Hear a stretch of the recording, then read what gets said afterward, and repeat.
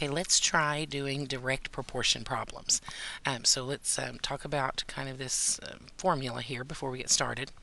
Suppose we let x and y represent two quantities. We say that y varies directly with x, or y is directly proportional to x if there is a non-zero number k such that y equals kx.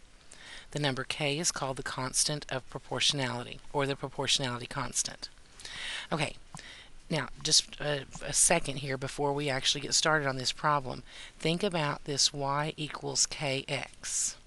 Now if you watch the video that was immediately preceding this one, then you know that we graphed a line y equals 2x, and we noticed that the 2 being the slope meant that we would go up 2 over 1, up 2 over 1, up 2 over 1 to keep finding different points on that line. And we talked about how that the slope in a line acts like the proportionality constant. It keeps everything related to each other very nicely. Well, that is because it is a direct proportion problem. A line is. So we're going to know to use this particular formula, y equals kx, anytime we see that y varies directly with x, or, so when we see these exact words, or y is directly proportional to x. That's our keywords that we're looking for. So here we have an example problem that says, suppose that y varies directly with x. When x equals 5, then y equals 30. Find y when x equals 7. Okay, so notice here, suppose that y varies directly with x. That's our key that we need that's going to tell us that our equation we're going to start off with is y equals kx, that direct proportionality formula. Okay, this is our very first step in solving these problems. We have to create our generic equation first. Then the next step is that they're going to give us enough information that we can solve for k. So in the next part, I tell you what I'm going to do. I'm going to highlight this part to match this highlighting.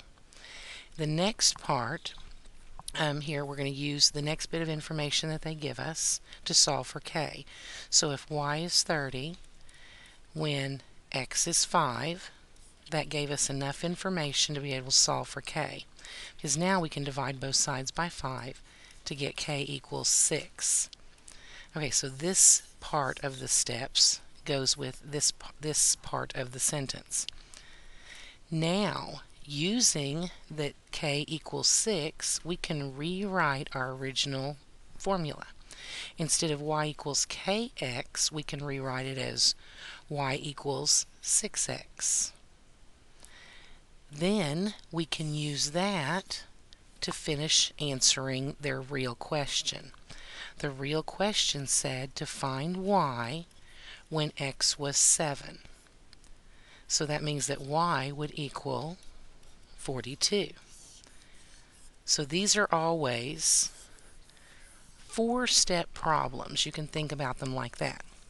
Step number 1 is identifying what formula you're going to be using. Step 2, oh, I know you can't read that very well, sorry about that. Step 2 is using the information that they give you to solve for k. Step 3 is to rewrite the formula using that k value. And then step 4 is to finish answering their real question.